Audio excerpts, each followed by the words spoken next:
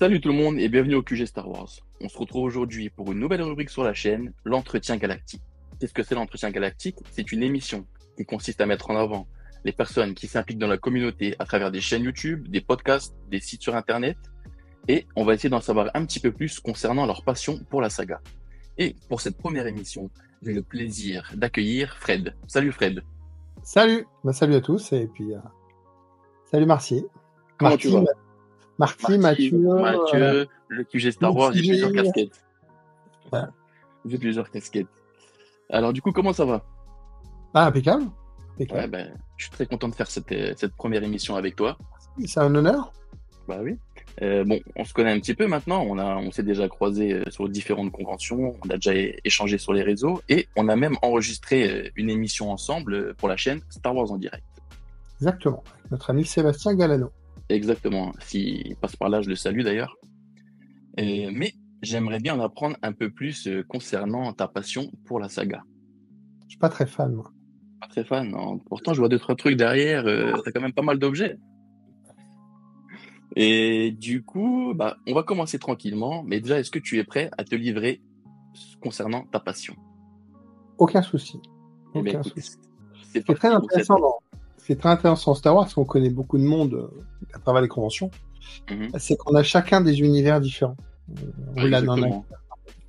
Et c'est très très large Star Wars et c'est vrai que c'est intéressant d'échanger avec chacun. Ça peut être une rubrique sympathique. C'est pas parce que je suis le premier. Hein. Ouais, mais je pense que effectivement, on a pas mal de gens qu'on connaît, mais on les croise, mais on les connaît pas forcément. Donc ça peut être très intéressant C'est pour ça que j'ai voulu créer cette rubrique et c'est aussi, tu vois, pour un peu plus aller dans l'aspect un peu personnel, si j'ai envie de dire, tu vois. Donc, on va commencer par ça tranquillement et je vais te demander dans un premier temps, je vais faire appel à ta mémoire, mais est-ce que tu fais partie des chanceux qui ont découvert Star Wars au cinéma en 77? Alors, moi, je suis né en 72. Donc, je n'ai pas connu 77. Je suis vieux, mais pas assez vieux. J'ai 52 ans. Moi, Star Wars, c'est des jouets. Star Wars, c'est vraiment la collection, c'est les jouets. Et moi, c'est vrai que je suis rentré par les jouets. Donc, j'étais fils unique. Enfin, je suis pas fils unique. Mes parents m'achetaient des jouets quand ils avaient des occasions. Et c'est vrai que c'était très joué, les petites voitures, les Star Wars et tout ça. J'ai pas, comme certains, eu une collection Star Wars de fou. J'ai les vaisseaux, les machins. Non, j'avais quelques pièces, mais qui m'ont vraiment marqué. Et j'ai surtout mon voisin, mon ami, mon copain, on était une petite bande, et copain Xavier, et lui, il avait d'autres persos, donc à deux, on se faisait on jouait ensemble. Et moi, je suis rentré par les jouets, c'est-à-dire que ma mémoire, tu sais, en vieillissant, tu vas voir, c'est compliqué la mémoire. Mais mes parents, en plus, c'était pas science-fiction. Même encore récemment, mon papa, il a jamais été science-fiction, jamais pu le mettre devant un Star Wars. Beaucoup de films, mais jamais science-fiction. Donc mes parents spontanément ont pas dit on va voir un film et on va aller voir ça. J'allais au cinéma avec mes parents, mais c'était les classiques Disney et tout ça. Donc moi, si tu veux, en étant né en 72, les souvenirs que j'ai, c'est plutôt 83 avec le retour du Jedi. J'avais 11 ans. Que t'as vu au cinéma du coup? Écoute, c'est con, mais j'ai un doute. C'est con, hein, mais ouais, j'ai un doute. J'ai franchement un doute. Je suis pas sûr. Par rapport à mes parents, je pense pas. Et puis, tu vois, 83, 84, j'avais 12, 13 ans. C'est pas l'époque où t'allais tout seul. Moi, j'habite à une petite ville, à Soissons. Et c'était pas l'époque où à 13 ans, t'allais spontanément tout seul au cinéma. Si j'allais avec ma mère. Donc, je pense que j'ai pas vu au cinéma. Par c'est contre, bizarre que t'aies pas ce souvenir. Non, je suis pas sûr. Par contre, avec mes copains, donc à partir de 10 ans, on a bouffé du Star Wars. Ça, c'est clair. Nous, on a connu les périodes justement où ça passait à la télé. Il y avait pas sur la cassette. Il y avait 4-5 chaînes. Moi, je me rappelle 3 chaînes, 5 chaînes. Tu vois. On a vu arriver. Et quand ça passait à la télé, le lendemain, tout le monde en parlait à l'école. Star Wars, c'est. Par contre, tu regardais Star Wars, si ça passait le mardi, parce que le lendemain, il n'y a pas d'école. Si ça passait le dimanche soir, tu pouvais pas le regarder. Chez moi, c'est pas possible. Donc, il y avait les cassettes. On a commencé avec les cassettes à enregistrer. Et quand il y avait un copain, ses parents l'enregistraient et tout ça. Par contre, on se le regardait en boucle tous les week-ends, quoi. C'est-à-dire que les films, Moi, j'ai connu aussi les périodes location, hein. Quand j'étais un peu plus grand, j'avais 20 ans. Quand tu loues un film, Une belle tu regardais période quatre d'ailleurs, fois. c'était Tu vraiment regardais sympa. 4 fois dans le week-end, hein, avant de le rendre, hein. Euh, Ah, il fallait que t'en profites, hein. C'est vrai que, si tu veux, en voyant maintenant le boulot, les enfants, j'ai des enfants qui sont majeurs hein, maintenant, ils ont 23 et 21, 23 et 20. C'est très facile maintenant. Tu prends ton téléphone, tu cliques, t'as un film. Le ouais. film que tu veux voir, tu peux le voir. À l'époque, nous, on était calés sur la télé. Donc, pour moi, les souvenirs de cinéma, de souvenirs de Star Wars, c'est des jouets. Moi, mon fétiche quand j'étais enfant, c'était le Gamo. J'ai eu le Jawa Cap vinyle en jouet. Qui vaut une fortune Ouais. maintenant. Et moi, je me rappelle, je l'avais en jouet. J'avais même abîmé la cape. J'ai refait une cape avec la cape d'Obi-Wan. J'ai redécoupé une cape d'Obi-Wan pour la mettre sur mon Jawa. Tu vois, je m'en rappelle. J'ai ouvert un blister Jawa Cap vinyle. Par contre, dans des émissions, on a fait des émissions. Donc, tu nous as rejoint dans une émission collector avec Sébastien Galano. Sébastien Galano est beaucoup plus jeune que moi. Je crois qu'il a moins de 15 ans de moins que moi. Et Sébastien, il vient de Soissons aussi. Tu vois, donc on a des points communs. Quand on parle de magasins, de jouets, on a les mêmes magasins parce qu'il n'y en avait pas 50, il n'y en avait qu'un. Et moi, le Jawa Kavini, je me rappelle l'avoir ouvert. À l'époque, c'était pas un collector, c'était un Jawa, quoi. Voilà, tu prenais un Jawa, t'avais un Jawa. J'ai dû avoir une petite dizaine de figurines Star Wars. Par contre, là, j'en parle dans une de mes vidéos parce que effectivement, j'ai une petite chaîne YouTube où moi, je partage des objets de collection. Et j'ai eu le Death Star Palitoys, par exemple, donc le gros truc en carton. On me l'a donné. Le magasin de jouets était en vitrine, il m'a dit, bah tiens, prenez-le. Et puis, bon, je l'ai pas gardé. C'est un bout de carton, ça s'use, ça vieillit mal, hein, donc j'ai joué avec. Je me rappelle avoir joué avec. Mais si tu veux, moi, les souvenirs de Star Wars, c'est des jouets et les films qui passaient à la télé. Et les films qui passaient à la télé, c'est pas comme les marathons maintenant où toutes les semaines on va te mettre la saga. Ils passent dans l'ordre. Puis moi, quand je suis né, Star Wars, c'était pas l'épisode 4, hein, c'était Star Wars. Et après, il y avait l'Empire. Mais à la télé, ça passait. Je crois que j'ai vu l'Empire en premier. Ouais. J'ai dû voir le retour et puis Star Wars dans la foulée et tout ça. Donc, ouais, moi, Star Wars, c'est plutôt les souvenirs de jouets. Et du coup, même l'édition spéciale après qui est sortie en 97, là par contre, tu l'as vu au cinéma? Là, j'ai vu au cinéma. Ouais. J'ai vu au cinéma. Je crois j'ai dû en voir un en 3D. Ça m'a fait laisser un grand souvenir. C'est la menace fantôme de mémoire.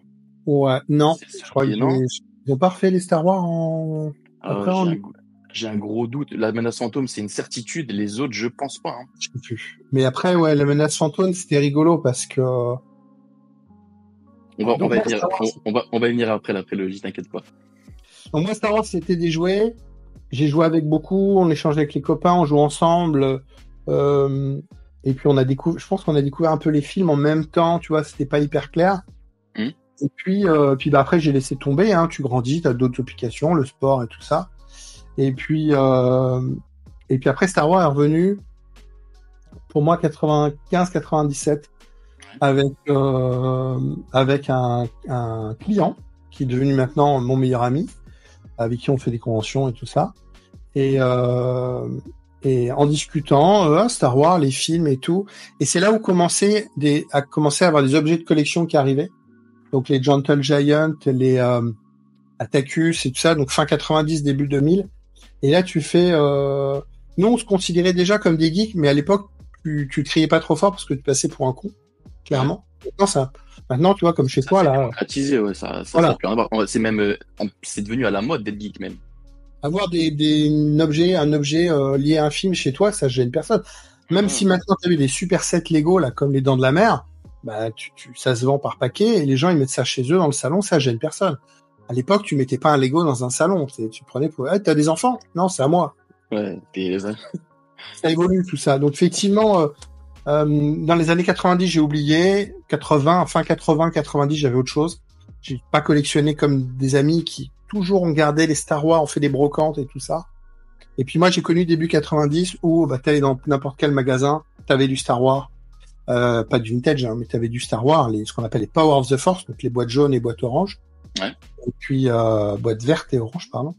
Et puis tu pouvais trouver beaucoup de choses, quoi. Et après, moi, j'ai vu arriver eBay. Alors, eBazaar avant, eBay, YouTube, Internet, et puis Lucasfilm Magazine. Donc, collection s'est fait comme ça.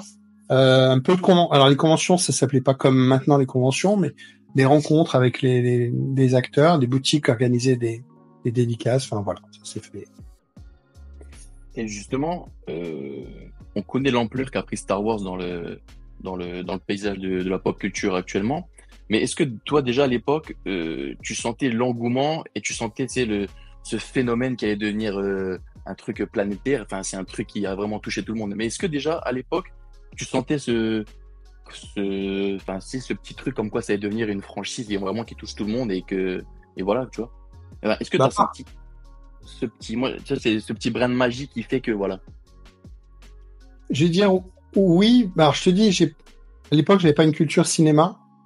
Par contre, il y avait d'autres films. Hein. Il y avait Star Trek, évidemment. Il y avait les séries télé Star Trek qui n'étaient pas diffusées. Tu voyais pas ça à la télé dans les années 80. Hein. Mais il y avait d'autres trucs. Moi, je suis la génération Goldorak. Moi, j'ai vu arriver Goldorak. Sam Cooke, je sais pas si ça te parle, Sam Cooke. Si, ouais, de mémoire. Ouais, c'est avant XOR, Bioman et tout ça. C'est des... Bioman, ouais. Comme le Club Dorothée. Ouais, exactement. Donc, Sam Cooke, c'est les premiers. Sam Cooke, c'est la bataille. Je me rappelle encore du générique. Bah ouais. Et dans Sam Cooke, t'as un Chewbacca, t'as un R2, tu reconnais, c'est les Japonais, mais t'as un vaisseau. T'es vraiment déjà dans l'univers de Star Wars. Et puis il y avait Temps X aussi qui s'habillait, donc avec les frères Bogdanov qui avaient une émission de science-fiction. Donc oui, tu sentais que Star Wars était autour de tout ça. Il y avait la musique aussi, Star Wars Disco. Tout le monde connaissait la musique Star Wars. Tout le monde connaissait Dark Vador. Nous, on disait Dark Vador. Hein. On disait pas Darth Vader. Moi, j'ai connu Chic Tabac aussi. Hein. Et puis Yann Solo. Yann, bah même encore, je dis Yann Solo. Hein. On a un ami, je sais pas si tu connais Yann Leroux aussi, hein, qui est souvent dans les conventions. C'est pareil, donc ouais, donc c'est Yann. Bon, c'est comme ça, c'est Yann. Mais oui, parce qu'il y avait d'autres séries, il y avait Star Trek, il y avait d'autres films de science-fiction. Moi, j'ai pas été un grand fan de Cosmos 99, j'ai pas été un grand fan des marionnettes, des Thunderbirds. J'ai mon copain Stéphane qui est fan de ça. Donc moi, effectivement, par les jouets, parce que je voyais Star Wars, il y avait quelque chose de vraiment différent. Star Wars, c'était pro, c'était carré, c'était adulte, tu vois, déjà. On ne prenait pas pour un enfant si tu regardais du Star Wars. Après, je peux te dire que ouais, dans le fin 80, début 90, t'entendais plus parler de Star Wars. Et quand Star Wars est revenu avec l'épisode, donc avant épisode 1, il a relancé Star Wars spécial, là c'est revenu. Mais les fans, les vrais fans qu'on en connaît, qui ont continué à collectionner du Star Wars donc dans les années 88, 89, 90, 91, 92, les gars, chapeau, parce qu'il y avait rien. À part, voilà, les romans, l'univers étendu, mais il y a plus de films et tout ça, quoi. Donc, il y a plus d'actualité, quoi. Donc moi, non. Star Wars, ça a vraiment été les jouets. Et je peux pas dire j'étais au cinéma, j'ai vu la magie, j'ai vu la lumière et ouais. Par contre, par rapport à tout ce qui existait, tu vois, même maintenant, je suis pas un fan de 2001, l'Odyssée de l'espace. Par contre, voilà, Star Wars, je peux toujours me replonger dedans. Pour moi, ça n'a pas vieilli, quoi. Ok. Et justement, je voulais te parler de la prélogie parce que je suis curieux d'avoir ton point de vue. Car tu sais, souvent, les fans de la première heure comme toi, ils ont eu du mal à apprécier, à accepter la prélogie quand elle est arrivée, et précisément La Menace Fantôme en 99. Alors qu'à l'inverse, moi, ça a été une porte d'entrée pour toute une génération dont je fais partie. Est-ce que tu peux me parler de ton ressenti à l'époque quand l'épisode 1 est sorti, et toi, comment tu as accueilli cette nouvelle trilogie? Alors, avant la trilogie, je te disais tout à l'heure, il y a eu les éditions spéciales. Ouais. Donc ça restait quand même la trilogie originale, tu vois. Donc ça restait la trilogie artisanale retouchée par Georges, avec déjà des critiques, hein, faut se remettre dans le contexte. Ouais, avec déjà des critiques, des gens qui disaient faut pas y toucher, ça c'est mal fait, c'était mieux fait avant. Enfin bon, il y avait déjà des trucs. Et puis c'était pas forcément accessible, donc on achetait les cassettes vidéo. Tu les achetais en VF ou en VO. Moi, j'ai des copains qui peuvent te faire tout le film par cœur en VF, en VO. Moi, j'adore les films, je les ai vus 100 fois, mais je connais pas par cœur. Et puis, quand on nous annonçait qu'il y avait un épisode 1, moi, je suis un très bon public. Hein. À part l'épisode 8 où j'ai du mal. 9, épisode 8 où j'ai du mal. Mais sinon, moi, je suis vraiment très bon public. Moi, tu me mets devant un Star Wars, devant un bon film.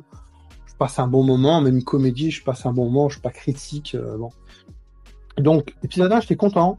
Et puis, je te dis, on était déjà dans le mood avec la ressortie, c'était bien fait. Hein. La ressortie des éditions spéciales. Tu fais, il y a une actualité, et puis tu commences à en parler avec des copains.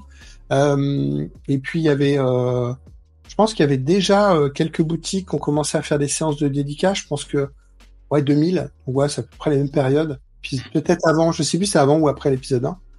Mais quand l'épisode 1 est arrivé, ouais, c'était cool. C'était bien cool. C'était avant. Ouais.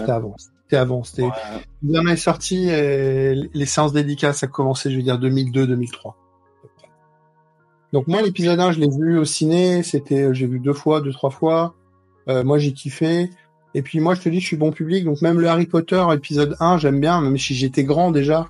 Je suis pas comme un enfant qui pouvait... et moi, ce qui m'intéressait, et je trouve que c'est très fort, c'est que quand tu regardes l'épisode Star Wars, la trilogie classique, 4, 5, 6, tu suis l'évolution de Luke. Le personnage principal, c'est Luke. Par contre, tu prends l'épisode 1 et tu reprends l'épisode 1 à 6, tu fais, on oublie Luke. Et ce qui nous intéresse, c'est Anakin du début à la fin, quoi, de sa naissance à sa mort. Et ça, en termes de scénario, j'ai trouvé ça très fort qu'à chaque épisode, de me dire, qu'est-ce qui nous a pondu, Georges, pour l'épisode 1, pour l'épisode 2, pour l'épisode 3. Donc, ouais, c'était cool. Et puis, l'épisode 1, quand tu commences à collectionner, l'épisode 1, on a fait une émission avec... J'ai encore une figurine derrière, là, mais c'était la folie en 99. Ouais, celle que vient de recevoir, ça, c'est l'Hot Toys. Ouais, non, mais les figurines, tu vois... Ah, la rouge. Ouais. Là, mais là, ça, t'allais en magasin, mais t'en avais, mais jusque-là, c'était incroyable. Il y avait la Madness. Il y avait comment ils appelaient ça, Toys R Us qui n'existe plus, tu vois, pour dire. Toys R Us avait organisé la Midnight Madness, c'est-à-dire qu'à minuit, le magasin est ouvert. J'y ai pas été. Beaucoup de copains qui ont été. Moi, j'y étais le lendemain à 9h. À minuit, ils ont ouvert et le rayon était plein. Il y avait 5, je sais pas, il y avait une dizaine de figurines différentes. Mais c'était fou, quoi. Il y avait, les gens achetaient comme ça. Ils achetaient comme ça, les gens. Quoi. Et vraiment, il fallait tout, quoi. Et ouais, il y avait même des figurines qui étaient sorties avant le film, donc des sneak previews. Il y avait Mace Windu en boîte verte, vraiment une boîte, pas un blister, en boîte. Et t'avais le droïde avec le SPAD, le droïde comme ça, là, le STAP, là. Le STAP. Donc il y avait une belle boîte, et donc avant le film, t'avais déjà 2 boîtes qui étaient sorties, qui étaient dispo, pour vraiment teaser. Donc c'était des sneak previews, je crois, Et ouais, donc l'épisode 1, non, c'était vraiment cool. Ouais, j'étais vraiment curieux d'avoir ton ressenti, parce que je t'ai dit, les fans de la première heure comme ça, quand je parle actuellement avec les fans, c'est compliqué, hein. Il y a beaucoup de personnes de ta génération qui n'acceptent toujours pas cette trilogie, mais je trouve que avec le temps, ça commence un petit peu à se calmer, et il y a quand même pas mal de personnes qui trouvent que la trilogie, au bout du compte, c'est quand même pas mal. Comme tu dis, ça retrace vraiment l'histoire d'Anakin, ça amène la rédemption d'Anakin vers Vador. Enfin, c'est cohérent. Les films sont bien réalisés, c'est quand même, c'est une belle histoire. Hein. Ah bah, c'est clair. C'est fort. Mais j'ai bien aimé, t'as fait une émission, ouais, je sais pas si tu peux dire émission, une émission où t'as classé les films. Ouais. Et c'était vachement bien fait en plus. C'est très bien fait, le côté, c'est pas juste de 1 à 12, quoi. C'était vraiment, il y avait un avis et c'était vraiment bien. Et je me suis retrouvé sur beaucoup de trucs. Mais quand tu fais l'exercice avec d'autres, tu te rends compte alors tu vois, j'adore. Si on veut parler des films, si tu veux parler de l'épisode 1, par exemple, c'est pas mon film préféré. Parce que ça a du mal à démarrer, tout ça. Par contre, il y a des scènes dans l'épisode 1 qui sont mes scènes préférées. Le duel à la fin, la scène des pods racers. Ouais, c'est exceptionnel. Mon fils qui a 20 ans, tu vois, il a été voir au ciné, il a été voir l'épisode 1, là, il y a un mois, là. Il me dit, la course de pod. Tu connais pas encore? Ah bah, il dit ça, ouais. Il est en plus dans une école d'effets spéciaux, donc il apprend et tout ça. Il a dit, mais ça n'a pas vieilli, quoi. Sur écran géant, ça n'a pas vieilli, quoi. Alors qu'il y a d'autres choses qui ont vieilli dans le film.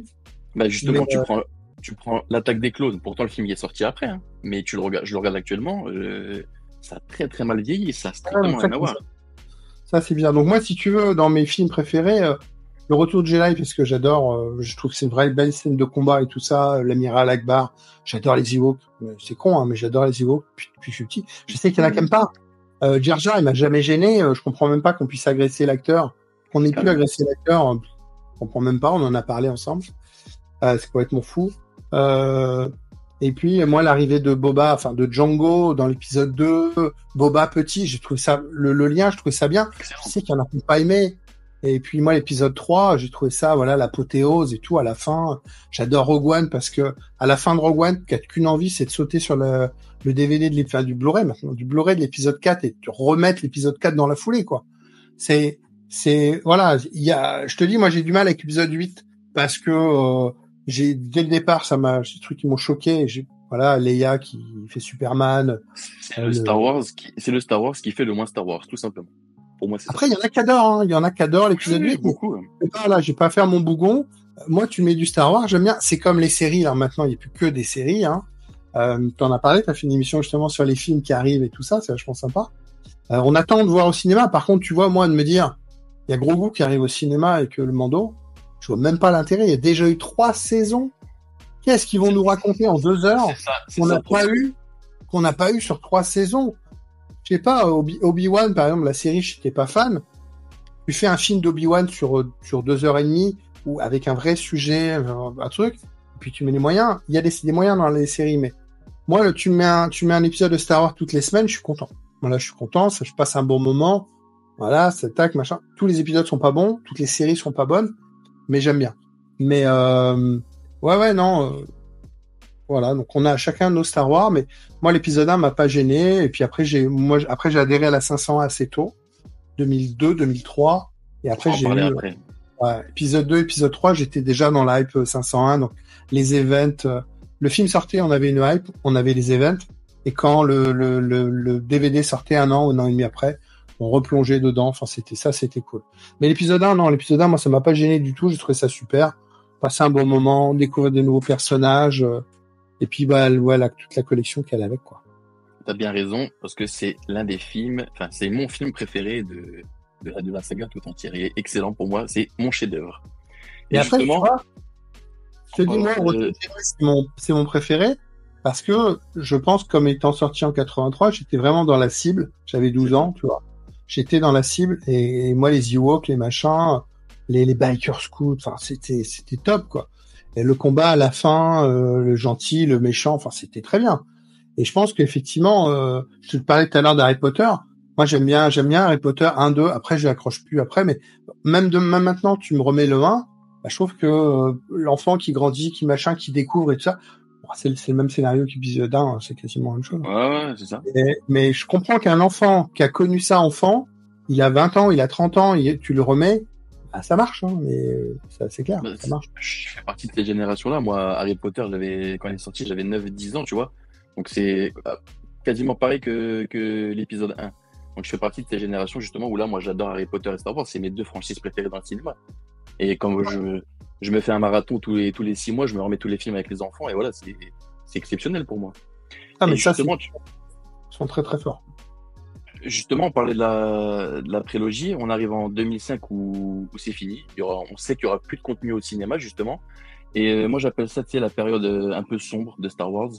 Mais il y avait quand même du contenu qui est devenu maintenant légende. Merci Disney. Est-ce que toi, tu étais consommateur de toutes ces œuvres de l'univers étendu? Un petit peu, pas trop. J'ai pas fait les romans. Par contre, les BD, ouais, j'ai des BD. Alors des BD maintenant qui sont sortis, tout ça machin, mais moi j'avais des BD, j'ai découvert Boba Fett, machin et tout ça, plus à travers les BD que dans les films. Ouais. J et tout ça, J88. Donc je cherche le méchant, le vert là, c'est Zorg, non c'est pas Zorg. Bossk. Comment tu dis? Bossk. Non, ouais, non, mais il y avait oui, ok, ouais. Non, je sais pas comment ça s'appelle, les héritiers de l'Empire, je sais plus comment ça s'appelle. Et c'était entre l'épisode 5 et l'épisode 6, donc ces BD-là, t'avais vraiment un lien et tu comprenais... Enfin, voilà, c'était vachement sympa. Donc, non, j'étais pas... Donc, moi, je te dis, donc dans les années, effectivement, le Star Wars, il y avait moins la hype au cinéma. Nous, on était dans la hype, il y avait des conventions qui commençaient à arriver. Les conventions, les séances dédicaces. Donc, on avait toujours une actualité Star Wars et il y avait des objets de collection qui sortaient. Atacus et tout ça. Donc, même s'il n'y avait pas de film, voilà. Et puis après, moi, j'ai décroché, j'ai redécroché encore dans les années 2000. Ouais, 2000. Attends, je dis n'importe quoi. 2010, 2000, ouais. Et c'est ressorti en 2015 Star Wars, non? Il y a eu 2012 le rachat de Disney et le réveil de la Force 2017. Ouais, bah c'est ça, 2010, 2015. J'ai décroché un peu. J'ai toujours eu mes objets, hein, Star Wars et tout ça. J'ai peut-être acheté j'ai acheté des trucs. Mais par contre, convention, costume et tout ça, on va en parler si tu veux. On en parle après. Ouais, on va en parler. Mais tout ça, j'avais arrêté un petit peu, j'avais mis de côté, j'avais d'autres choses, d'autres passions. Ouais. Et tu vois, moi, je me rappelle encore du moment où justement Disney a acheté la franchise en 2012. Et j'ai ce souvenir, moi, d'avoir allumé la télé, d'être tombé sur cette news et je me dis, purée, ça y est, enfin, c'est le retour de Star Wars. Et moi, j'ai eu la hype qui est revenue et c'était un moment exceptionnel. Je me rappelle encore, je t'ai dit, je me vois encore allumer la télé et tomber sur cette info. Est-ce que toi, tu te rappelles de cette période, du moment quand tu as reçu cette information, justement? Parce que souvent, quand je parle avec les fans, c'est un moment marquant dans la carrière de fan, j'ai envie de dire. Mais chaque fan se rappelle de ce moment précis, justement. Est-ce que toi, tu t'en rappelles? Je m'en souviens, j'étais au boulot. Quand j'ai vu passer une news, alors c'était Internet, tout ça, enfin, je sais plus sur quel site, hein, mais on a vu passer ça. Maintenant, ça affolerait la toile encore plus que maintenant. Ça serait. Marie. Mais à l'époque, ouais, j'ai appris ça dans la matinée ou dans l'après-midi. J'ai appelé mon pote Stéphane. On a discuté rapidement et moi, dans ma tête, je te dis, bon public, comme on avait vu, je crois qu'Iron Man était déjà sorti, je mélange tout. Je crois qu'Iron Man était déjà sorti, et je me dis, quand je vois ce qu'ils ont fait avec les licences Marvel, connaissant pas les BD, les comics, tout ça, j'étais pas fan de comics, mais découvrir les personnages au cinéma aussi quali comme Iron Man, je me suis dit, bah tiens, si Disney relance des films, bah moi je suis content. C'est vraiment premier degré. Ouais.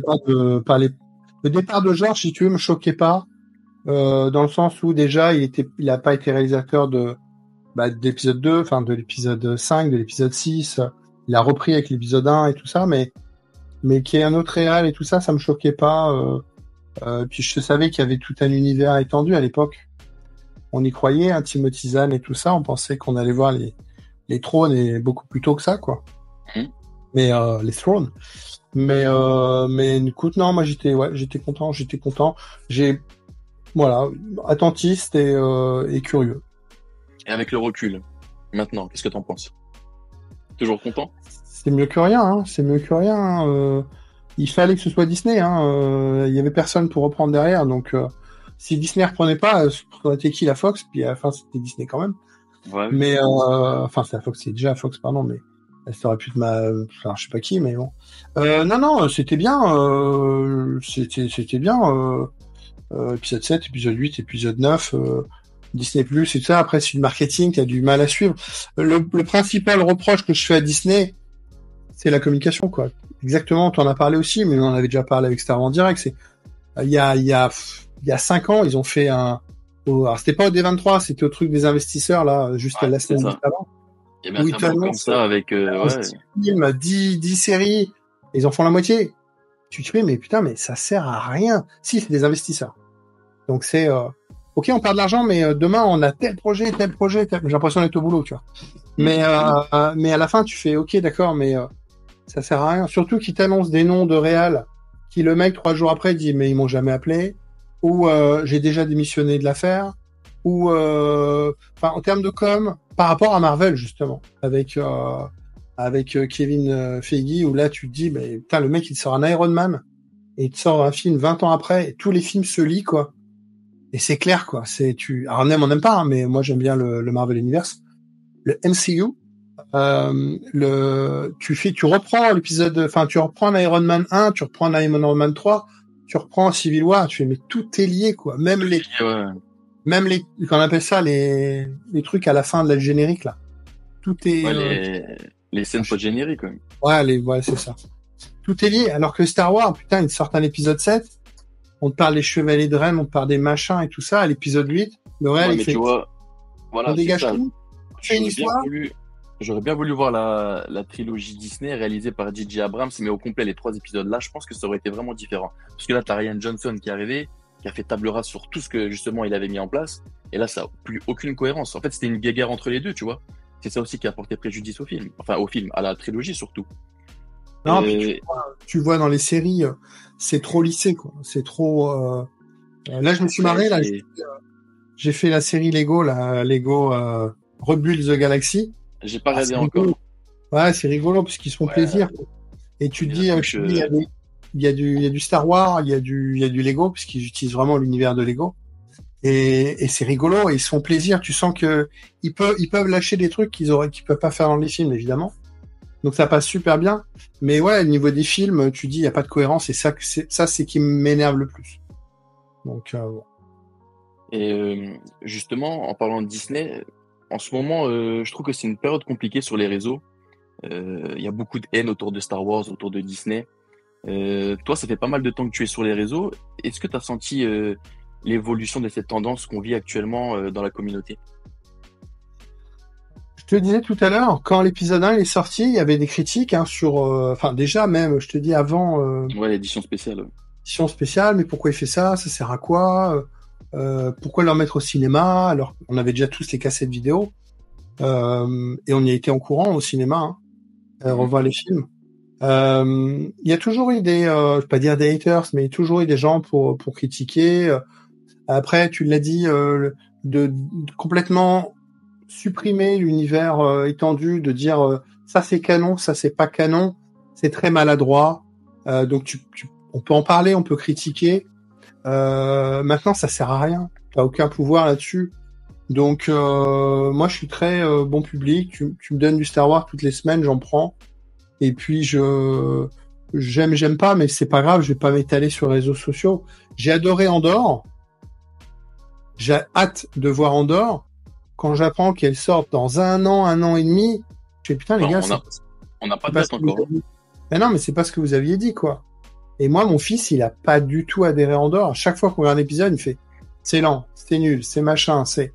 Je fais ben non, mais on n'a pas l'impression de. On regarde en même temps parce que c'était sympa. Si on se calait le vendredi ou le jeudi soir et on se matait ça tranquille ensemble, encore des moments en famille. Et on regardait le même film et on voyait pas la même chose, quoi. Donc c'est ça c'est vraiment sympa. Donc ça, c'est une histoire de génération. Et moi, Andorre, j'ai adhéré. Je peux pas dire que c'est du Star Wars, mais j'ai adhéré au truc.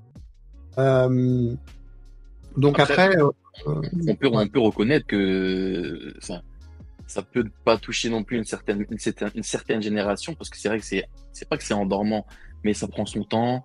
Ça aborde des thèmes un peu différents dans Star Wars. Moi, c'est vrai que sur certains épisodes, c'est pas que je me suis endormi, au contraire, c'est une série que j'ai adorée, mais je peux comprendre que certaines personnes n'ont pas adhéré et accroché au projet. Et maintenant, après, sur l'histoire des réseaux sociaux, parce que c'est ta question initiale, sur les réseaux sociaux, malheureusement, c'est pas que Star Wars, quoi. C'est la société et dans les réseaux sociaux. Tu collectionnes. Moi, j'ai des beaux objets de collection et tout ça. J'ai fait le choix de partager ma collection, tout ça. On m'a dit, mais pourquoi tu montes tes objets, quoi? Bah, parce que j'ai envie. C'est même pas pour dire, j'ai ça. Ouais, c'est pour partager une passion, tout simplement. C'est le but de discuter, d'échanger. Moi, mes meilleurs moments de convention, parce que j'ai fait des célébrations à l'étranger, j'ai eu la chance, puis l'année prochaine, je vais au Japon. Truc de fou. C'est l'échange, quoi. Et tu te rends compte des mecs, je me rappelle, à célébration à Londres, on faisait la queue, donc sous la pluie et tout ça, et tu discutes avec le mec qui est devant toi, qui était un Anglais, le mec qui est derrière toi, qui est un Allemand, et puis alors, tu baragouines un Star Wars anglais, mais on se comprend.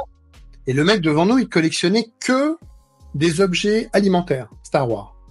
Donc des boîtes de chips, des sachets de chips, des boîtes de Kellogg's, des boîtes de pizza, tout ce qui avait un logo Star Wars, le mec il collectionnait. Le mec il te montre des photos, tu fais un con. Non, c'est sa collection. Ouais, c'est son et on connaît moi j'ai connu un Oncléville, je sais pas si encore sur les réseaux, mais c'était le Vador de la 501 dans les années 2010. Moi j'étais chez lui, il avait que du Vador. Tout chez lui. Je me rappelle, dans son salon, il y avait son costume de Vador sur mannequin. Il avait que du Vador. Des Vador partout, des Vador. Que du Vador. J'ai des copains qui font que du R2D2. Moi non, je vais faire du 12 pouces, je vais faire du Lego, beaucoup de Lego. Mais après, s'il y a un objet qui me plaît, si j'ai les moyens, si je peux le prendre, je le prends. Moi, tu connais Raphaël Gono, hein, de Star Wars en direct, de Builder, c'est un grand collectionneur. Raphaël a vendu une grosse partie de sa collection. Raphaël, il n'avait pas la place, donc elles étaient toutes en boîte au grenier et dans les greniers de ses beaux-parents, de chez des copains. Il avait, mais moi, si j'achète un objet, tu vois, on parlait tout à l'heure rapidement de Hot Toys. Là, j'ai une Hot Toys qui arrive là, donc moi j'ai pris je crois que c'est le même que toi, le Obi-Wan avec la tête, c'est ça, Ouais, c'est celui-là. Ouais. Il arrive là dans 15 jours, parce qu'il faut étaler les paiements, hein, faut pas tout faire. Hein. Donc il arrive dans 15 jours, et je sais où il va aller tout de suite. Par contre, j'ai revendu des choses pour faire de la place, pas forcément du Star Wars. Mais si j'achète un truc, si j'achète un Lego, 90% du cas, c'est pour le monter, quoi. Sinon, je vois pas l'intérêt. Sinon, j'achète une boîte, mais je vois pas l'intérêt d'acheter une boîte. Mais on a des copains qui collectionnent, qui ont en boîte et tout ça. On a des collectionneurs qui achètent en double. Sébastien Galano, il achète pas énormément de choses, mais il achète souvent en deux, par 3, pour avoir en loose, pour avoir en blister, et puis dans blister, mais dans un autre endroit au cas où. Tu fais, waouh, non, moi, j'achète un, et je sais où il va aller, il faut que j'en profite. Donc, c'est pour ça que la collection, ça tourne. Puis, faut financer, donc des fois, tu revends. Mais bon, pour revenir aux réseaux sociaux et tout ça, malheureusement, moi, je suis sur d'autres passions aussi.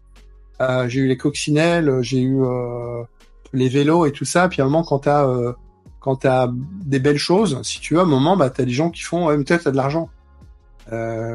J'ai facilité par rapport à d'autres, mais quand tu vas sur les réseaux et que tu vois des mecs qui ont des collections de Star Wars, tu fais, on a chacun le Star Wars qu'on mérite. C'est sûr. Et puis, le mérite qu'on mérite pas du tout. Le Star Wars qu'on veut et qu'on peut.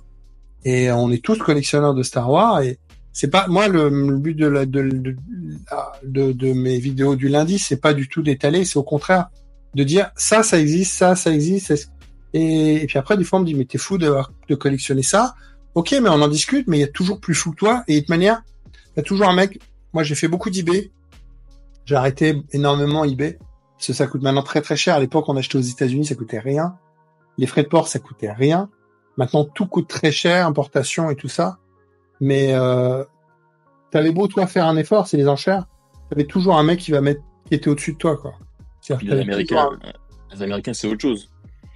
Moi, j'ai collectionné à un moment des BMX, donc je sais pas si ça te parle, des Bicross, des vélos de collection des années 80, des vélos que j'avais, un peu comme les vélos qu'il y a dans Stranger Things et tout ça. J'ai eu à un moment une quinzaine de vélos entièrement retapés, que je retapais et tout ça. Des vélos que t'achetais 50 € sur une brocante, j'en ai vendu à 2500 €. T'avais les petits pompons aussi sur les poignets, sur le côté? Non, j'ai des vélos de course, moi. De course et de freestyle. Et t'as des vélos qui partent à 2500 € sur eBay, et là, tu mets sur eBay parce que tu essaies de les vendre 1000 € en France, tu les vends pas, tu mets sur eBay, ça part. J'ai fait des colis qui partent aux Philippines. Et le mec, il a une collection. Le mec, il a 200 vélos, quoi. Tu fais, bon, allez, on se bat. Chacun son niveau. Je suis très heureux de ma collection, de mes collections. Maintenant, voilà, c'est sur les réseaux, tu auras toujours des gens qui sont envieux, qui vont te prendre pour un con, prendre pour un fou. Moi, tu vas dans mon bureau, au boulot, il y a du Star Wars, quoi. Il y a des objets, des machins et tout ça. Tout le monde sait que je collectionne Star Wars, mais maintenant, ça choque personne. Je faisais déjà ça il y a 20 ans, et il me dit, c'est quoi? C'est un bonhomme Star Wars. J'ai le gros bonhomme qu'on appelle ça, Mister Patate, Dark Vador, qui est dans mon bureau depuis 15 ans, quoi. Et ouais, ça gêne plus personne maintenant. C'est ça qui est marrant. Mais ouais, sur les réseaux, c'est triste parce que ça. Moi, j'ai connu l'épisode 8, j'ai jamais renchéri là-dessus, mais t'aimes pas, mais ça sert à quoi de t'étaler? Des gens qui font des 30 lignes pour dire le film c'est de la merde, Gigi t'es nul, machin t'es nul, Johnson t'es nul. Mais il va pas te lire, gros. Ça sert à rien. T'as aucune action. Moi, c'est mon leitmotiv au boulot, c'est pareil. Il pleut. Ça sert à rien de gueuler, il pleut. T'as aucune action, gros. Ouais, c'est sûr. Concentre-toi sur toi, ce que tu peux faire, sur ton boulot, sur ton corps, sur ton machin. Essaye de faire ce que tu peux. Mais sur ce que tu n'as aucune action, les politiques, les machins, le film, il sort, il est décalé de 6 mois, c'est des nuls. C'est pas ton problème. Ils ont décidé de sortir Solo 3 mois après l'autre. Et Solo, ça a été un bide, évidemment, parce qu'il n'y a même pas eu de communication. Pourtant, moi, Solo, j'ai passé un bon moment et je suis content de le revoir. C'est sympathique. Et voilà, c'est pas le meilleur film du monde, mais après t'as des gens sur les réseaux qui vont t'étaler, qui vont te faire des proses et des thèses sur. Je parle beaucoup sur Star Wars et tout ça. Donc L'émission est faite pour ça, justement. T'inquiète pas. Justement, tu nous parles de ta collection. Est-ce qu'il y a une pièce qui est un peu particulière, qui est chère à ton cœur? Je parle pas forcément de valeur pécuniaire, mais tu sais, plutôt l'aspect sentimental. Est-ce qu'il y a une pièce comme ça qui sort du lot? c'est pas sentimental. Je l'ai partagé récemment d'ailleurs. Je crois qu'elle est en ligne, ouais. Il est là devant moi.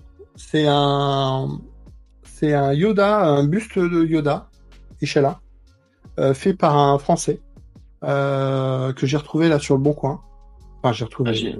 J'ai vu la vidéo. C'est pas celui qui t'avait fait le Watteau aussi ou... Ouais, exactement. C'est ça, j'ai vu la vidéo. Donc c'est un artiste français que j'ai connu par Mint Inbox, le forum Mint Inbox à l'époque. Il passait des heures tous les soirs. C'était le réseau de fans Star Wars. Moi maintenant évidemment. Mais Mint Inbox, c'est toujours des copains et c'est toujours très très très qualitatif. Et excuse-moi, je suis en train de regarder Yoda. Là. Et par les forums et tout ça, il y a ce gars-là qui a fait un Yoda échelon entier avec un sabre qui a été exposé sur le stand de Mint. Puis en discutant avec le gars, je dis mais moi j'aimerais bien avoir juste un buste et tout. Et il en a fait 4. Moi j'ai le numéro 1.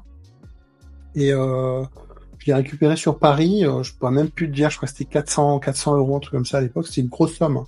Sans licence, hein, évidemment. Si à l'époque tu avais du sideshow t'avais un buste échelon justement. Je l'avais ramené à Migène, une convention où la 500 est toujours très présente, côté d'Auxerre. Et il y avait un mec qui avait justement le Yoda buste. C'est pas un buste entier, c'est un mini buste. Enfin, il est échelon, mais c'est un Yoda avec un buste en forme de trapèze. Je l'ai mis sur ma vidéo. Et moi, je suis revenu avec, et puis je l'ai mis à côté, mais tout le monde a fait, oh putain. Mais cette chose, c'est de la merde. Mais c'était clair. Enfin, je veux dire, là, tu pouvais pas dire, t'avais un...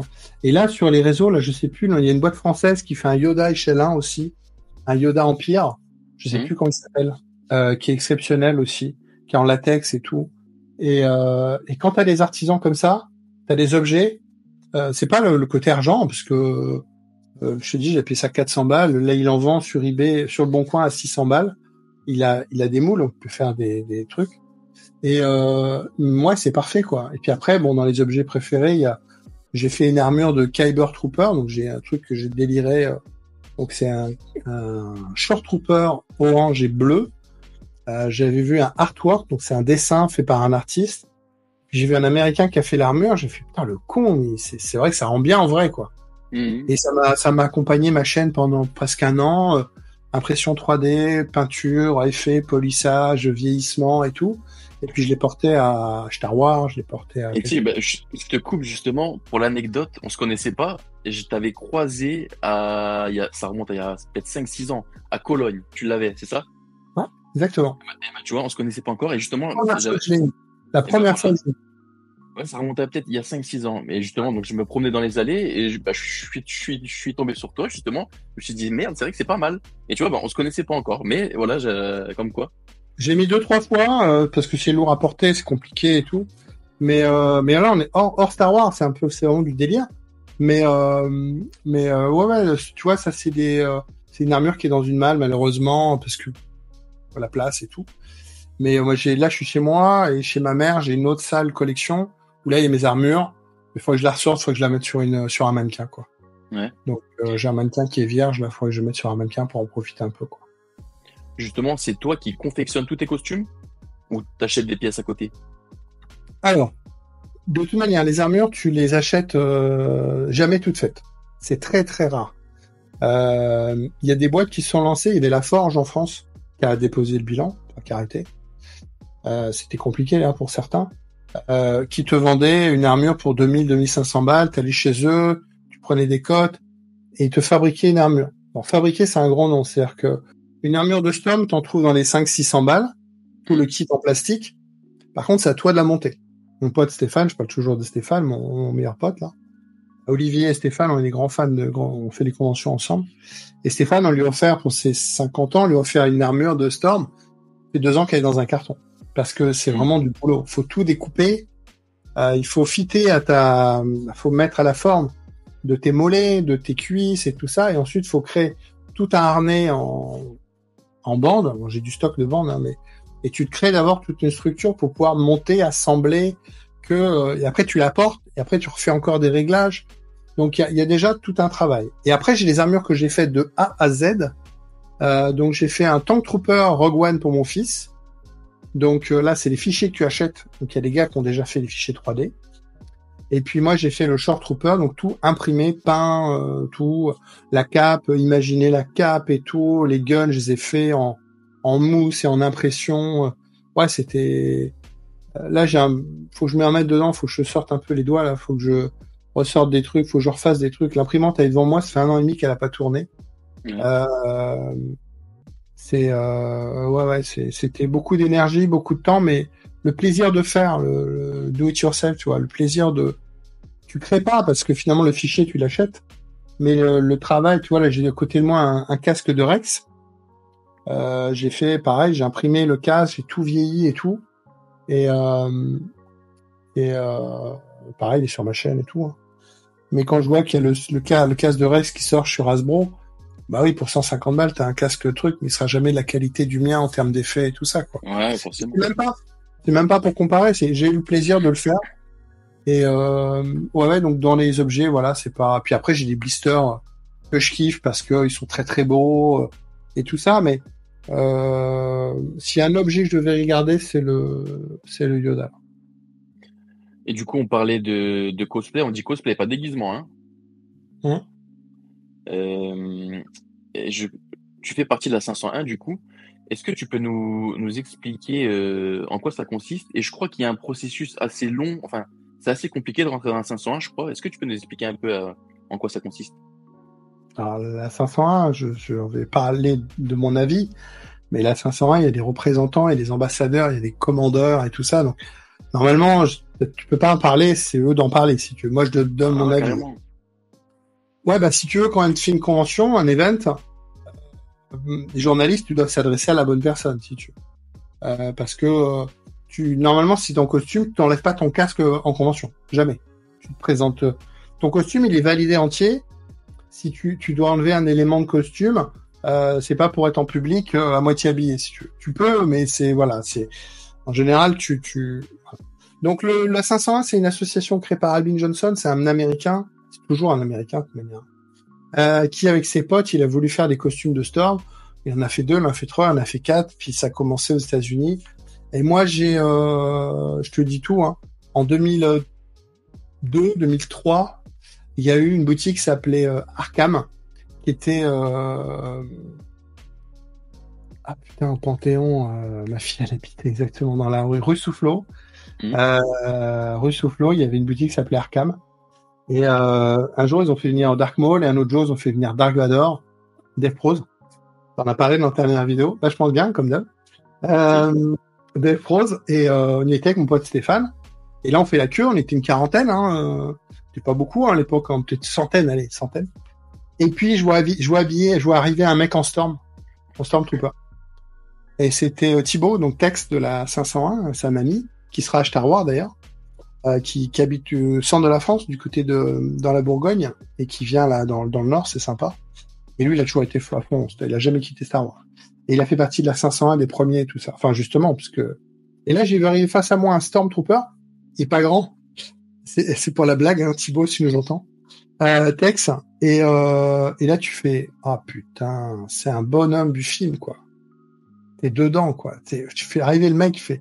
Là, t'as Dave Prose à côté de toi, donc t'as un vieux monsieur qui marche avec une canne déjà à l'époque, qui signe des photos de Star Wars, enfin de Vador, et là, devant toi, tu vas arriver un Stormtrooper dans la rue, quoi. Tu fais, wow. Et puis, bah, tu discutes, puis tu te dis, ouais, mais à l'époque, c'était une dizaine, vingtaine, dans la 500 en France. Et puis, j'ai adhéré en 2003 avec un Storm, donc pareil, on donne les contacts. Il y avait un tuto sur le forum, et donc tu suivais les trucs, puis tous les soirs tu dis comment on fait ça. Donc soit on t'envoyait des liens, soit par MP on te donnait des astuces et tout. Il y avait pas YouTube était pas comme maintenant, hein. C'était pas tu cliques un truc et t'as tout. Hein. Et tu montes ton Storm, et effectivement le processus de validation est très très complexe puisqu'il faut que ton costume que tu as créé toi-même. Alors déjà, est-ce qu'il faut que ce soit absolument toi qui le construis toi-même, ou tu peux acheter des pièces à côté? Ah non, le Stormtrooper. Le Stormtrooper, c'est le kit en plastique, tu peux pas le faire toi-même. Ok, d'accord. Le casque, il est en 3-4 morceaux. Donc, t'as 1, 2, la face, 4, 5, 6 morceaux. Tu achètes, c'est des gens. Et alors là, maintenant, ça c'est encore plus durci les règles. Je vais en parler. Il y a des gens qui te vendent des kits, tu ne pourras jamais valider ton costume. Même si, franchement, c'est fait. Parce que les standards, ils ont évolué. Donc, la charte de la 501, c'est le... Ah putain, comment ça s'appelle je sais plus le nom. Donc il y a une charte, tu tapes un costume et il va te donner tous les codes qu'il faut respecter et tout ça.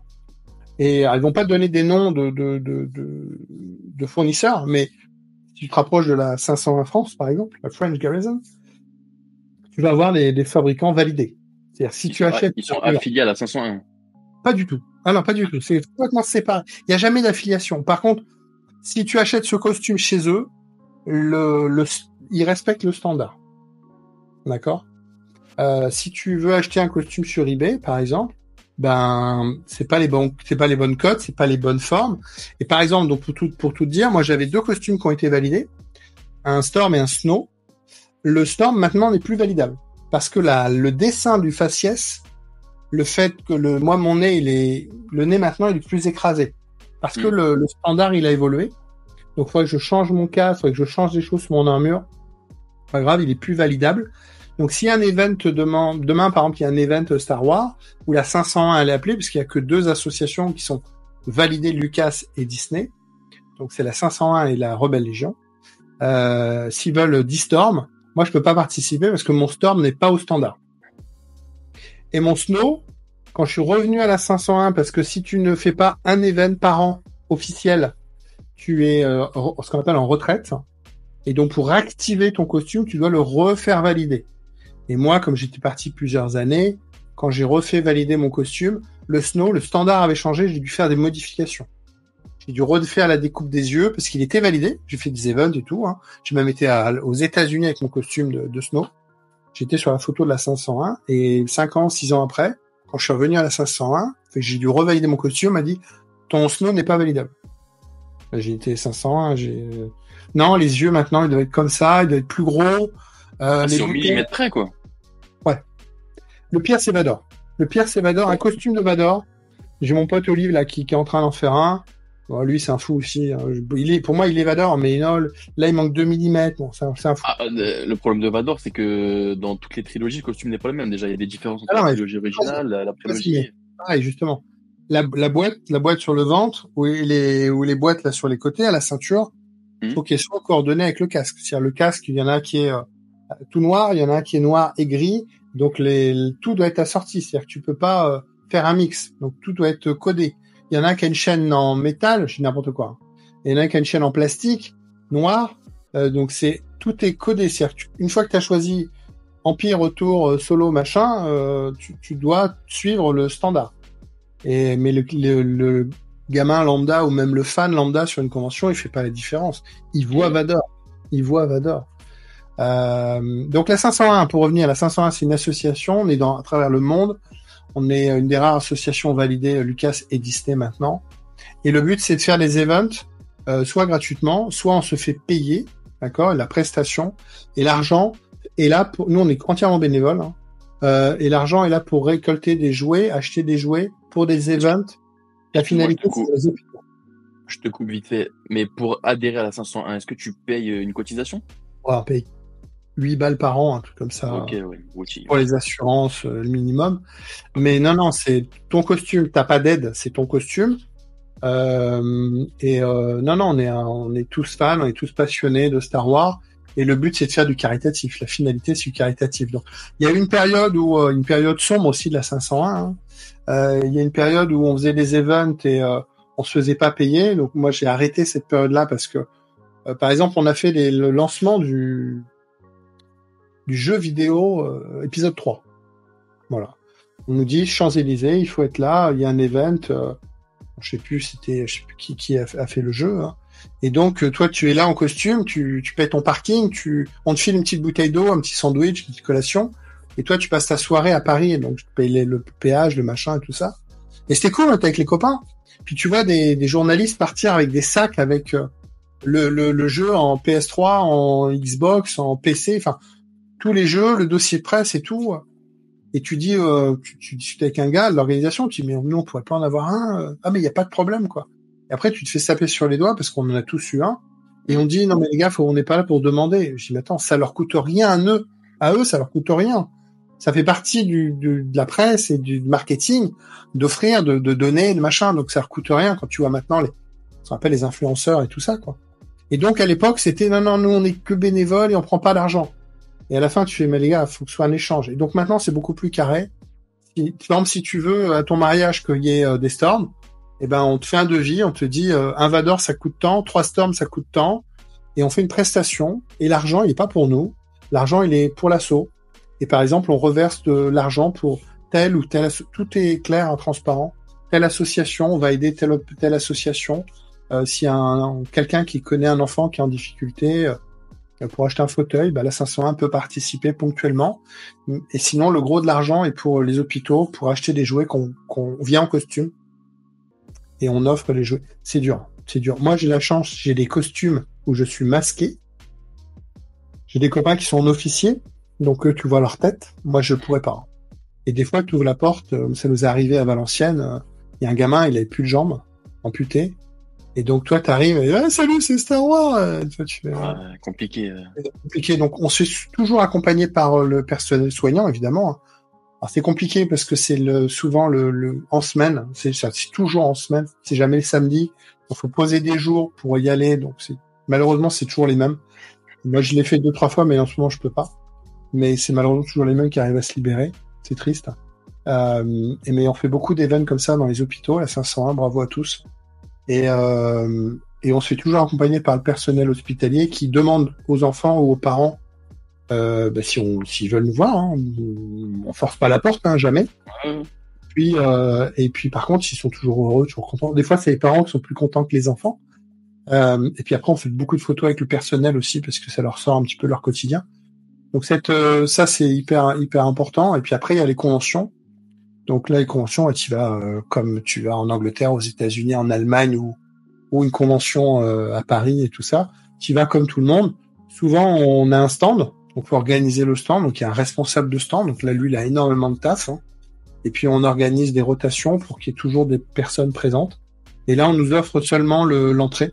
On paye pas l'entrée, contrairement à d'autres, enfin aux autres personnes.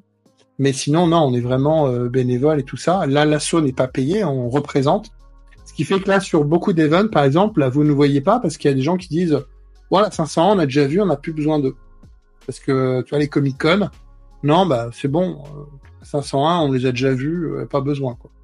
Et après, il y a des grosses événements comme Star Wars, où là, tu découvres qu'il y a 20, 30 associations, parce qu'il n'y a pas que la 501.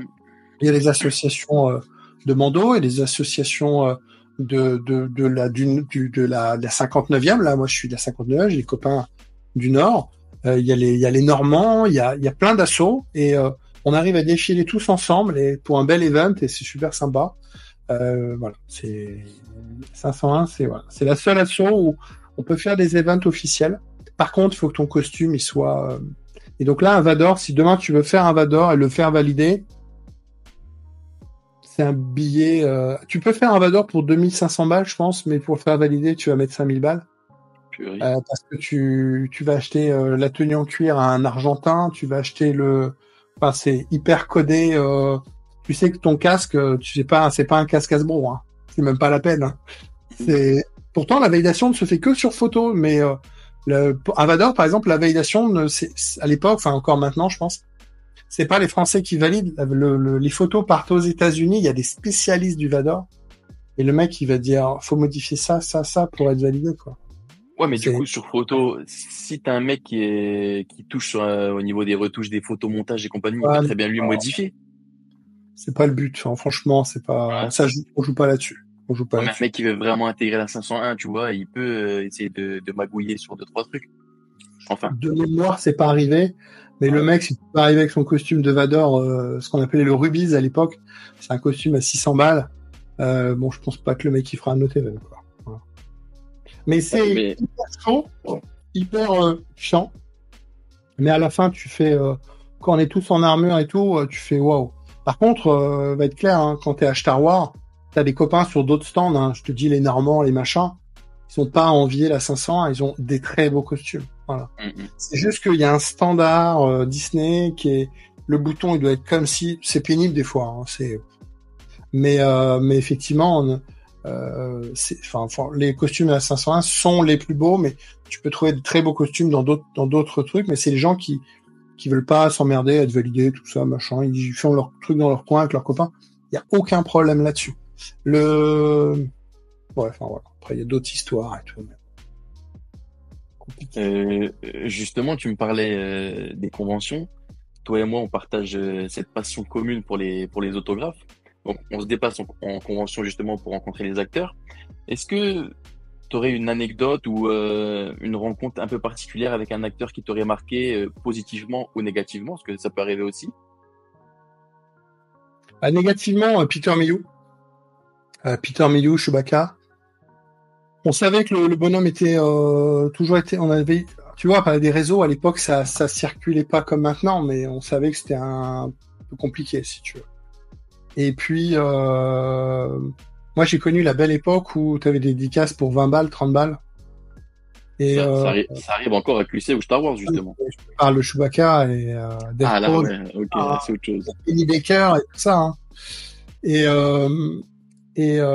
tu venais, tu choisissais ta photo, le mec il te faisait une petite dédicace. Vous pouvez mettre un petit mot, il mettait un petit mot, et puis on fait une photo, ouais, pas de problème. Donc tu te mettais sur la table, à côté de lui, puis tu faisais une photo, quoi. Et puis tu passais à autre chose. Il n'y avait pas les photos calls, les machins, les trucs, tu faisais la queue et tout. Fallait réserver ton créneau. Alors maintenant, on est entré dans une usine. Et puis Chewbacca, Peter Mayhew, tu fais ta dédicace. Donc déjà, le mec, pas de merci. Le mec, tu lui files. À l'époque, 30 balles, c'est 30 balles quand même. Hein. C'était pas 30 balles maintenant, mais c'est dire, le mec, tu donnes de l'argent quand même. Donc tu dis merci quand même. Un moment, merci d'être venu, mais merci, quoi. Donc le mec, rien à foutre. Mais même pas un sourire, même pas il te regarde. Il met un mot, et je crois qu'il signe seulement. Et puis on peut faire une photo, et puis le mec fait moi. Et puis tu commences à te pencher, mais franchement, je me suis même pas étalé sur la table. Je me suis juste penché comme ça, même pas la main autour du cou et tout. Hein. Et il fait c'est mon espace en anglais, tu vois, le mec qui t'arrache il t'engueule, hein, c'est mon espace et tout, machin. Tu fais ok. Et donc tu files ta photo à l'arrache, t'es content, tu souris plus parce que t'es un peu choqué. Et il a été comme ça avec tout le monde, si tu veux. Donc, si c'est pour pas venir, tu viens pas. Mais lui, il a toujours une réputation. Je sais que récemment, il y a des histoires avec Anthony Daniels. Moi, j'ai vu 2-3 fois, j'ai jamais eu de problème. Encore récemment. Moi, je l'ai vu juste paraître 2-3 fois. Ça s'est pas forcément très bien passé non plus. Hein. Et sinon, non, après, c'est bizarre. Tu vois, j'en parlais récemment dans une vidéo là que j'ai enregistrée qui va apparaître là dans quelques semaines. J'avais été à Indianapolis, donc 2005. Et puis il y avait s'appelle Kit Fisto et Saistin, donc des Jedi de l'épisode 3. Et ils étaient là et c'est deux frangins. Et donc, c'est Zachary Jensen, je crois. Ouais, peut-être, ouais. Et puis son frangin, deux frangins. Et donc c'est des gens qu'on n'a pas revus, si tu veux. Moi je les ai vus, c'était deux tables l'un à côté de l'autre, c'est deux frangins qui déconnaient, quoi. Donc ouais, j'ai connu le bon temps où c'était cool, où c'était simple, où c'était tu faisais pas un budget sur 3 mois ou 3 générations pour aller en convention. L'année prochaine, Japon, j'attends rien. Franchement, j'attends rien. Je sais que je ferai une belle photo. J'ai fait une belle photo d'Ewan McGregor à Londres. Avec R2D2, du coup sur la photo. Il y avait R2, non? Ouais, mais il se faisait la séparation. Parce qu'on a eu peur qu'à un moment, il y ait une vitre. Il y a eu quelqu'un, il y en a eu qui ont le vitre pour le Covid. On nous avait dit, faut pas le toucher. Et puis, il y aura une vitre. On a dit, putain, mais les gars, mais putain. Puis, c'est pareil, t'as aucune action. Et puis, la vitre, elle était pas là. Et on nous a dit, bon, vous le touchez pas et tout. Pas de problème, on va pas lui sauter dans les bras. Et puis, lui, spontanément, il nous tendait la main. Donc, on a dit bonjour. Enfin, finalement, tu vois, c'est souvent je vais pas dire les impresarios, mais les gens qu'il y a autour qui font un film. Les agents, ouais, c'est les agents. Ouais, les agents, c'est eux qui font des films souvent, qui te montrent le truc, alors que les mecs sont cool, quoi. Les mecs. Ewan McGregor était charmante. Nous, on a une petite anecdote aussi. Donc, tu payes quand même, on a payé 300 et quelques balles, je crois, la dédicace. Et enfin la photo, pardon, la photo. Et là, on le refera au Japon s'il y a un grand acteur et tout, parce que ça marque le moment. En plus, c'est moi, c'est une photo avec mon fils et mon pote, Stéphane, parce qu'on était. Et puis l'idée, c'est vraiment d'avoir une photo, de dire voilà, ça marque le moment. Tu vois, mon fils il grandit, il vieillit. Enfin, moi je vieillis, je grossis, lui il grandit, et donc ça permet, tu vois, d'avoir une évolution un petit peu de Star Wars. Donc ça, c'est sympa. Des marqueurs dans le temps. Des marqueurs, exactement. Et donc petite anecdote avec Ewan McGregor, on arrive, on dit bonjour et tout. On fait la photo, ouais, merci, au revoir. On se barre, ça dure 20 secondes, hein, tu sais. Hein. On se barre, t'attends ta photo, puis là, le mec dit, il y a eu un problème avec la photo. Mon fils, il a des lunettes, ça fait un flash. On a vu la photo, c'était pas grave, quoi. Donc, ils nous ont fait passer par les coursives. On n'a pas refait la queue, heureusement. Et on a refait, bonjour. On a refait la photo. Donc, nous, on était contents parce qu'on a passé 2 moments avec lui. Et puis, on a refait la photo et elle est super. Et ouais, c'est voilà. Mais maintenant, c'est trop. On en a parlé ensemble lorsqu'on a fait l'émission Collector. J'en ai déjà parlé plusieurs fois sur ma chaîne. Et on en a parlé avec Star Wars en direct aussi. Maintenant, entre les dédicaces d'un côté, les photocalls de l'autre, tu peux pas tout faire, quoi. C'est même si t'as de l'argent, tu peux pas être à 2 moments. C'est le temps qui va faire que tu pourras pas, ouais, ça c'est sûr. Donc là, tu vois, à Londres, on avait dit, on fait 2-3 trucs. J'ai des copains qui ont voulu faire ça. Ils ont fait que ça, finalement. Parce qu'entre photocall, faut être là à telle heure, donc presque 1 heure avant. Et puis dédicace, c'est long. Alors, il y avait des créneaux, ça a été assez bien réglé. Ouais, franchement, ça va, c'était respecté, je trouve. Tu fais que ça. C'est-à-dire, tu dis, merde, faut que je sois là-bas à 15h. Ah merde, faut que je sois là-bas à 16h. Après, les panels, t'oublies, hein. C'est mort. Ah non, tu peux pas tout faire. Hein. Tu sais que t'es toujours déçu de pas pouvoir tout faire. Donc, voilà. Et du coup, tu me parles des célébrations. Donc, tu as la chance d'aller au Japon. Du coup, c'est l'année prochaine. Mais tu as fait d'autres célébrations, je suppose. Est-ce qu'il y en a une qui t'a marqué plus particulièrement? Et plein de souvenirs. On a fait. Là, je pars avec mon pote Stéphane au Japon. C'est lui qui nous a poussé en disant les gars, s'il y en a une à faire, c'est le Japon. C'est sûr, mais c'est hors de prix, quoi. Qu'il a fait des recherches d'avions, d'hôtels. On a fait un budget. On pensait que ça allait nous coûter. Ça va nous coûter, mais pas autant que l'imaginait. Mais le yen est bas en ce moment. Donc, si vous voulez, les hôtels, c'est. Par exemple, l'entrée à la convention, on a payé 130 balles. C'est quoi? C'est sur 3 jours, je crois. Pour 3 jours, donc c'est pas très cher. Tout ça, c'est pas cher. L'avion, c'est cher. L'hôtel, c'est pas cher en ce moment. Donc, on a payé l'hôtel, on a payé l'avion, ça c'est fait. Donc, et moi, j'avais fait une croix dessus. Le Japon, j'y croyais pas, si tu veux. Et mon fils, il m'a poussé. Mon fils, il participe. Et puis Stéphane, il veut absolument qu'on y aille. Il m'a dit bon, allez, on est des fous. S'il y en a une à faire. Et puis donc, en 2005, on y a été avec Stéphane justement, et puis un autre pote. Et on a été à Indianapolis aux célébrations 3. Et quand tu dis maintenant toute l'organisation qu'il faut pour aller au Japon, de se dire putain le budget, poser des jours de congé, s'organiser avec la femme, les enfants et tout ça, tu fais mais en 2005 j'ai l'impression que on y va, ouais on y va. Et c'est passé comme donc ça a été euphorique. On a eu énormément de chance, on a eu des coups. Par exemple le premier jour on était dans la convention, c'était quasiment fermé. On entend du bruit, on ouvre une porte, on rentre, il y avait un panel. Le panel où on a vu les 10 premières minutes ou les 5 premières minutes de l'épisode 3 en avant-première. On n'avait pas accès, on n'avait pas le droit d'y aller, on n'a pas gagné un truc pour y aller, on n'avait pas fait la queue. Mais il y a personne qui surveillait, on est juste rentré quoi. Maintenant, tu peux y accéder que par tirage au sort. Ouais. T'imagines la différence, c'est fou. Maintenant, c'est ouais, non mais tout, on a fait plusieurs fois l'Allemagne, plusieurs fois l'Angleterre. Non, puis j'ai des copains qui ont fait Anaheim. Aux États-Unis récemment, là, les 2 dernières, tu fais la queue. Il y a un mec qui a passé la journée. Il était dans les premiers pour avoir une dédicace de Mark Hamill, qu'il a payé. Hein. Puis là, il était dans les premiers. Il dit bon bah j'attends.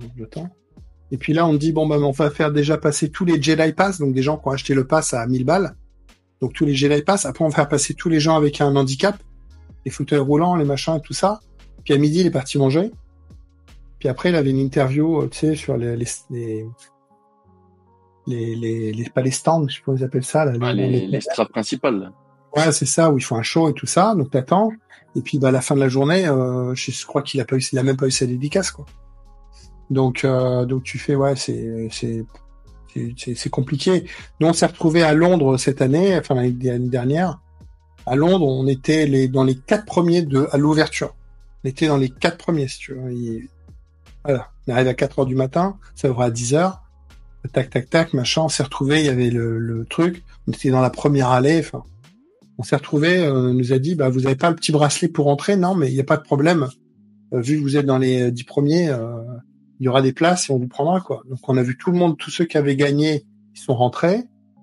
Ça a été compliqué, ils sont démarrés en retard et tout. Et puis, à 10 heures, enfin, à 11 heures, il y avait le panel. Enfin, ouais, on est rentré à 9 heures, c'était à 10 heures. À 10 heures, ils ont fermé. Et ils nous ont dit, bah non, personne ne rentre, quoi. On dit, attendez. Et on a su qu'à l'intérieur, il y avait des places libres. Parce que c'était hyper mal organisé. Donc, toi, tu fais OK. Donc après, tu repars faire autre chose. Et tu repars faire 2 heures de queue pour un truc. Alors que tu aurais pu pas faire de queue si tu avais zappé ça. Enfin, on y a cru, on s'est fait avoir. Et la première journée, on a été hyper déçus pour plusieurs trucs. Et après, on a dit, bah, laisse tomber. On est en convention, on profite. Et là, on va au Japon en disant, on n'attend rien. On y va. On a déjà la chance d'y aller. Et on pourra pas tout faire. On pourra pas tout voir. On pourra pas tout comprendre. Mais on aura la chance d'y aller. Et puis voilà, quoi. Donc, non, célébration 3, tout était facile. Les dédicaces, c'était le maximum, c'était 40 balles, je crois. Il n'y a pas marqué 1000, hein. Mais il y avait quand même des trucs sympas. Et c'était simple, quoi. Le mec, il était là, t'attendais 2 personnes, ta photo, ton machin, ta dédicace, tu discutais, t'embêtais personne. Sinon, tu repassais 2 jours après, le mec, il était là. Ah, français, salut, ça va, machin. Ouais, enfin, c'était convention, quoi. Maintenant, c'est argent, temps, tu fais ça, tu restes 20 secondes. Si à Londres, on a gagné des panels qui nous intéressaient pas forcément, on y a été, on a passé un bon moment, mais les panels qu'on voulait, on les a pas eu, quoi. Donc là, on part au Japon, peut-être qu'on aura accès à rien du tout, on sait pas, C'est ça le problème, c'est que tu vois pas l'injustice. T'as des mecs, ils sont inscrits sur tous les panels, ils ont eu accès à tous les panels. Toi, tu viens, tu payes ton voyage, tu fais des kilomètres, enfin voilà, et tu te retrouves avec rien au bout du compte. Il y a quand même une injustice qui est assez folle, c'est fou. Et je sais même pas comment ils ont pu arriver à ce système de loterie. Je sais même pas comment ils ont pu penser à ça. Moi, je sais pourquoi. C'est que maintenant, une convention, c'est 50 000 personnes. À l'époque, c'était Célébration 3, je pense qu'on était 20 000, hein. Ouais. Les copains, Hubert, que tu connais, la 501, Hubert et Lisiane, et ils ont fait Célébration 2, c'était cool, hein, c'était la famille, hein, c'était tranquille, hein. Maintenant, les places, elles sont vendues, hein, c'est sold out, hein. C'est-à-dire qu'ils peuvent mettre les places, mais merde, c'est blindé, de toute manière. Donc après, il faut organiser les mouvements de personnes sur un event, sur un site, faut organiser les trucs. Donc, nous, on a connu au mérite, c'est-à-dire que tu faisais la queue la nuit, tu attendais sous la pluie, et le premier arrivé, premier servi. À la rigueur, tu peux faire ça, tu vois. Ah oui, mais il y a les excès, si tu veux, parce que Hubert, il a vu là sur les dernières conventions, il a fait un live, je sais plus quelle date là. Il a dit première journée, il y avait une 50aine de fauteuils roulants, et la 3e journée, il y avait 200 fauteuils roulants, quoi. Ouais. Et eux, ils passent avant. Donc le mec, il allait acheter ou louer un fauteuil. Et puis après, ben voilà. Donc si tu veux, l'humain est comme ça. Donc si tu veux, à un moment, tu te dis, il faut mettre un système en place.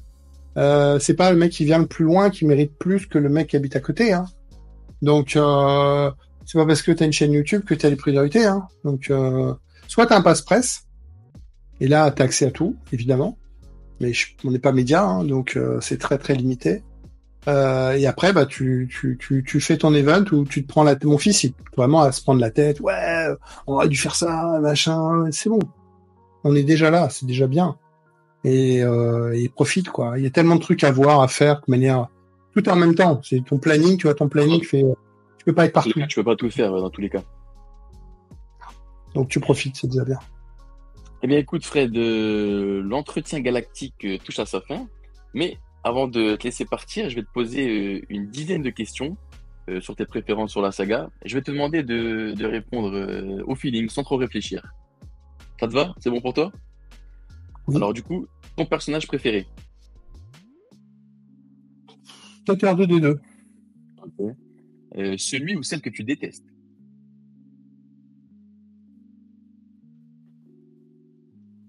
Je sais pas. Comme ça, non, t'as pas. Attends, je regarde dans mes Lego parce qu'il y en a beaucoup.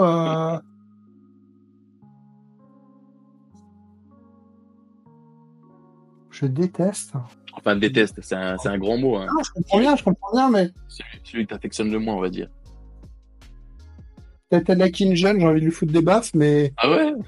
ouais, mais ça me, enfin pas, sans plus, ça Ok, m'empêche ouais. pas. Ça m'empêche pas de regarder des films. Mais après, vu qu'il vient Dark Vador, fallait pas que ce soit non plus Ouais, ok. Le meilleur film de la saga. Rogue One. Ok. Jedi ou Sith? Sith. Le pire film de la saga. 501, c'est méchant. Ouais. Le Ah, pire pour film moi, de la saga. juste un truc. Hein, pour moi, Vador arrive, pète tout, il rentre, Vador, les Storms, c'est tout quoi. Le reste, les rebelles là, avec leur casque, leur bol là, les rebelles soldiers machin.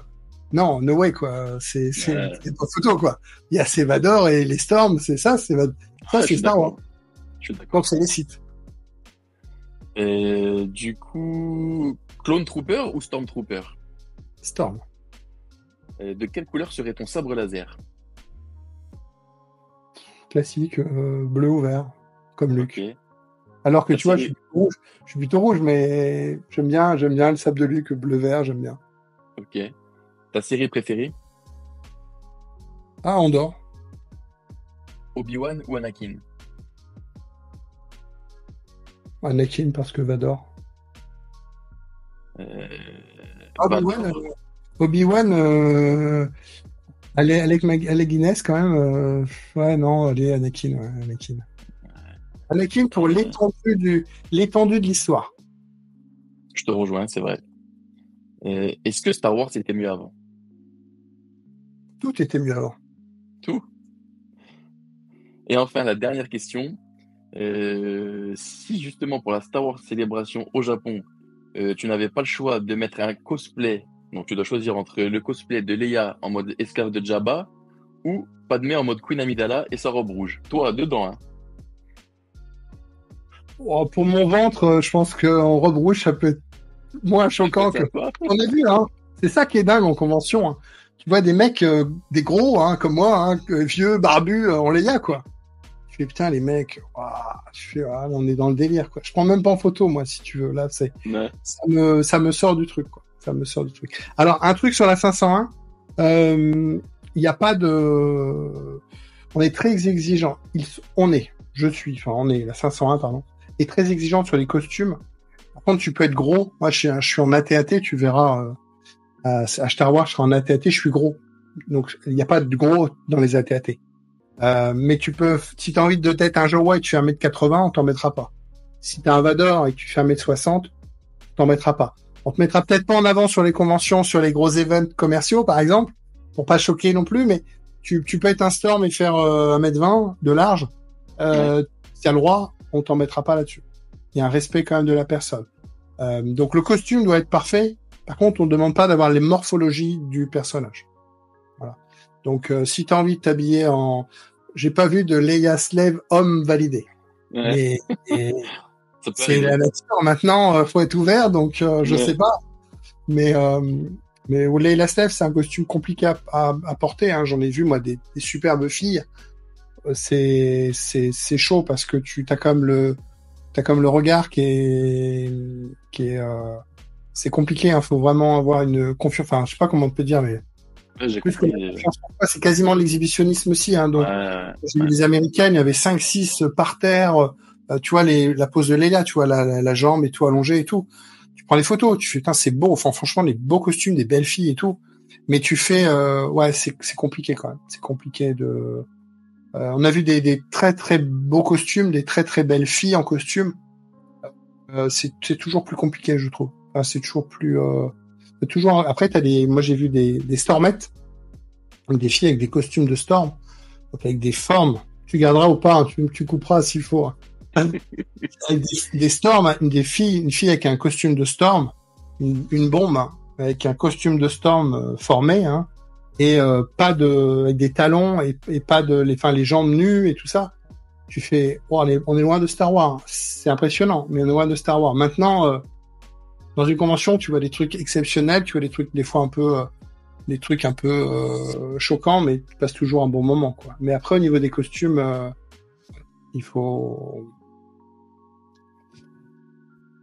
pas toujours facile à porter. Donc, je m'habillerai ni en Leia rouge, ni en Leila Slave. Dommage, j'aurais bien voulu voir ça, on aurait bien rigolé.